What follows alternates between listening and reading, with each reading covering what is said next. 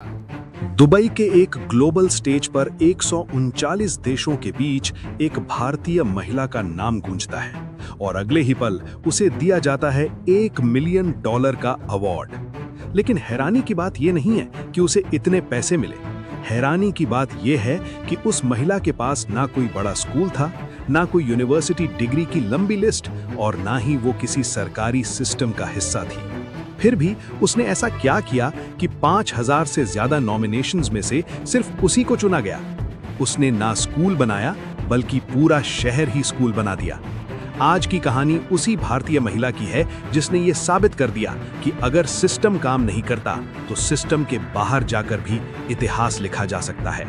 Global teacher prize दुनिया के सबसे प्रतिष्ठित अवार्ड्स में से एक है, जहां हार्वर्ड और ऑक्सफोर्ड जैसे संस्थानों से जुड़े लोग आते हैं। हर साल हजारों टीचर्स और एजुकेटर्स इसमें नॉमिनेट होते हैं और उनमें से सिर्फ एक को मिलता है ये सम्मान। जब इंडिया की इस महिला का नाम अनाउंस हुआ तो वो सिर्फ एक जीत नहीं थी, ये एक आइडिया की जीत थी। एक ऐसा आइडिया जो कहता है कि एजुकेशन 4 दीवारों में नहीं, माइंडसेट में होती है। लेकिन असली सवाल अब भी वही है, आखिर उसने किया क्या था? ये कहानी किसी एसी क्लासरूम से शुरू नहीं होती। ये शुरू होती है उन बस्तियों से जहां बच्चे स्कूल जाने के बजाय या तो कचरा बीनते थे या छोटे मोटे काम में लग जाते थे। यहाँ रूबल नागी ने मिसाल मुंबई की नींव रखी। उन्होंने देखा कि समस्या किताबों की नहीं बल्कि उस बदबूदार माहौल की थी जिसे बच्चों ने अपनी नियति मान लिया था। केस 1। एक 10 साल का लड़का दिन भर प्लास्टिक और बोतलें इकट्ठा करता था। उसे अपनी भाषा तक ठीक से नहीं आती थी। रूबल ने उसे क्लासरूम में नहीं बुलाया बल्कि उसे हाथ में ब्रश पकड़ा दिया। पहले उसे ड्राइंग दी गई, फिर अल्फाबेट्स और 2 साल के अंदर वो बेसिक इंग्लिश पढ़ने लगा। आज वो बच्चा अपनी बस्ती का चेंज एजेंट है। केस 2। एक लड़की जिसकी पढ़ाई 5वीं के बाद घर की गरीबी और रूढ़िवादी सोच की वजह से रुक गई थी। घर वालों ने कहा कि अब पढ़ाई नहीं, घर संभालो। लेकिन रूबल के कम्युनिटी टीचिंग मॉडल ने उसे फिर से किताबों से जोड़ा और आज वही लड़की ओपन स्कूलिंग से 10वीं पास कर चुकी है। ये बदलाव ओवरनाइट नहीं हुआ। सबसे बड़ा बदलाव ये था कि बच्चों के दिमाग से ये डर निकालना कि पढ़ाई उनके लिए नहीं है। पहले वो सोचते थे कि ये हमारे बस की बात नहीं है। फिर धीरे धीरे माइंडसेट बदला, शायद हम भी कर सकते हैं। और यही शिफ्ट सबसे खतरनाक और पावरफुल था, क्योंकि स्किल सिखाना आसान है लेकिन बिलीफ बदलना सबसे मुश्किल। अब सवाल आता है, ये सब पॉसिबल कैसे हुआ? आप और भी चौंकेंगे कि इस सब करने के लिए उन्होंने ऐसे मेथड अप्लाई किए कि आप हैरान हो जाएंगे। जब बच्चे स्कूल नहीं आ रहे थे तो उन्होंने एक सीधा और क्रांतिकारी फैसला लिया, स्कूल को बच्चों के पास ले जाओ। उन्होंने किताबें नहीं बदली, उन्होंने एनवायरनमेंट बदल दिया। Step 1, walls as classrooms. झुग्गियों की खाली और बदरंग दीवारें उनकी पहली क्लासरूम बनी। उन्होंने 1.5 लाख से ज्यादा दीवारों को रंग दिया।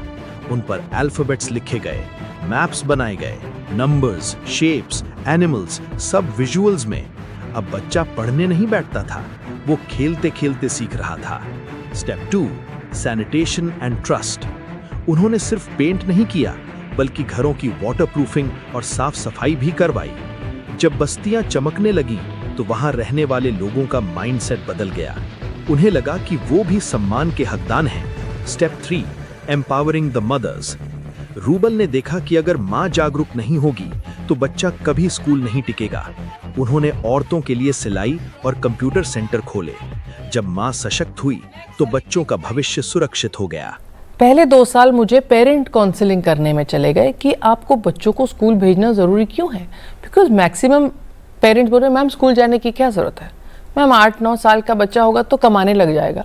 सो 2 साल मैंने उनको बहुत बहुत हाथ पैर जोड़ के कन्विंस किया कि आप मुझे बच्चों के 10 साल दीजिए एंड उसके बाद आप देखिए बच्चों को, आप सबको यहाँ से वो बाहर निकाल के एक कंफर्टेबल लाइफ देंगे। तो धीरे धीरे आगे बढ़ने लगे। सिंपल लॉजिक था, अगर बच्चा सिस्टम में फिट नहीं हो रहा तो सिस्टम को बदलो, बच्चा नहीं। और यही अप्रोच उन्हें बाकी सबसे अलग बनाती है। और अब वो नाम जिसने दुनिया को झुका दिया, रूबल नागी। जब उनका नाम उस ग्लोबल स्टेज पर अनाउंस हुआ तो सन्नाटा छा गया। लेकिन असली रोंगटे खड़े कर देने वाला पल तब आया जब उन्होंने $1 मिलियन का वो चेक हाथ में लिया। कोई भी इंसान होता तो अपनी तारीफ करता, लेकिन रूबल ने खुद को क्रेडिट देने के बजाय पूरी दुनिया के सामने नम आंखों से कहा, we won, India won. We won, India won, Bharat won. This is win of all my bachas, my kids, my family, my country. उन्होंने अपनी बरसों की मेहनत को एक पल में अपने देश के चरणों में रख दिया। ये लाइन स्क्रिप्टेड नहीं थी, ये सीधा दिल से आई थी।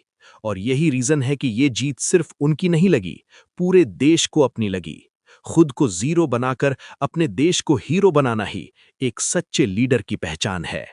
रूबल नागी की कहानी किसी मजबूरी से नहीं, बल्कि एक बहुत बड़े त्याग से शुरू हुई थी। वो एक सफल सोशल एक्टिविस्ट, स्कल्प्टर और आर्टिस्ट थीं। उनकी बनाई कलाकृतियां मुंबई की सबसे महंगी गैलरीज और आलीशान होटल्स में लाखों में बिकती थीं। उनके पास शोहरत थी, पैसा था और एक आरामदायक जिंदगी थी। लेकिन उन्होंने एक चीज देखी, इंडिया के उन बच्चों की रियलिटी जिन्हें सिस्टम इग्नोर कर चुका था। उन्होंने देखा कि उनकी आर्ट सिर्फ अमीरों के ड्राइंग रूम की शोभा बढ़ा रही है, जबकि बाहर बच्चे कीचड़ में भविष्य ढूंढ रहे हैं। यहीं से डिसीजन आया, कंफर्टेबल लाइफ छोड़कर ग्राउंड लेवल पर काम करने का। उन्होंने अपनी ब्रश की ताकत को गैलरी से निकालकर बस्ती की दीवारों पर उतार दिया। कोई बड़ी सरकारी फंडिंग नहीं, कोई मैसिव इंफ्रास्ट्रक्चर नहीं, बस एक सिंपल शुरुआत, एक दीवार और कुछ रंग। तो जब हमने ये बड़े बड़े मैग्नानिमस म्यूरल्स कर दिए, दीवारों पे पेंट कर दिए, जब मैंने पहला म्यूरल ड्रॉ किया तो 10-20 बच्चे खड़े थे, दूसरा किया तो थोड़े और, तीसरा किया तो 200 के ऊपर बच्चे झुंड बना के खड़े थे, देख रहे क्या हो रहा है। हाँ। फिर एक बच्ची छोटी आई, मुझे बोली, अरे मैम ये तो वो है ना, ये तो वो है ना मैम, ऐसे पानी अगर हम नलका टाइट से बंद कर दे तो पानी नहीं गिरेगा, पानी बचेगा। मैम देखिए फिर कितना अच्छा होगा, हमारे घर में ज़्यादा पानी आएगा। So these ideas started coming from children. So then we replicate this model in all the schools. फिर हमने स्कूल के जो हमारे रूम्स हैं जिनमें हम क्लासेस देते थे, उनको हमने बहुत ब्यूटीफुली पेंट कर दिया। ये जो हमारे आर्ट फॉर्म था, आर्ट बेस्ड एजुकेशन थी, ये एक लिविंग टेक्स्ट बुक बन गई। उन्होंने अपनी कला को ही अपना हथियार बना लिया। एक पेंट की बाल्टी से अगर कोई इंसान हजारों बच्चों की जिंदगी बदल सकता है, तो प्रॉब्लम रिसोर्सेज की नहीं है, प्रॉब्लम सोच की है। रूबल नाजी ने साबित कर दिया कि बदलाव के लिए किसी बड़ी परमिशन की नहीं, सिर्फ एक नेक इरादे की जरूरत होती है। अब सवाल सीधा है, तुम सिस्टम को ब्लेम करते रहोगे या अपने लेवल पर कुछ बदलोगे? अगर ये कहानी तुम्हें रियल लगी और तुम्हारे दिल के किसी कोने को छुआ है, तो इसे यहीं मत छोड़ो, क्योंकि इंस्पिरेशन का कोई मतलब नहीं अगर एक्शन ना आए। इस भारतीय बेटी के जज्बे के लिए एक लाइक तो बनता है। इस वीडियो को इतना शेयर करो कि हर उस इंसान तक पहुंचे जो हार मान चुका है। और ऐसी ही रोंगटे खड़े कर देने वाली कहानियों के लिए अभी सब्सक्राइब करें, क्योंकि जब भारत का हर नागरिक जागता है, तभी देश बदलता है। जय हिंद। मेरा ये सपना है एज अ इंडियन कि हमारे कंट्री का हर बच्चा, हर बच्ची शिक्षित हो। India to be 100% literate country is my dream, and I think हम सब मेहनत करते रहेंगे अपने आखिरी सांस तक, दैट हम ये इसको बहुत जल्दी अचीव कर सकें। अचीव करेंगे।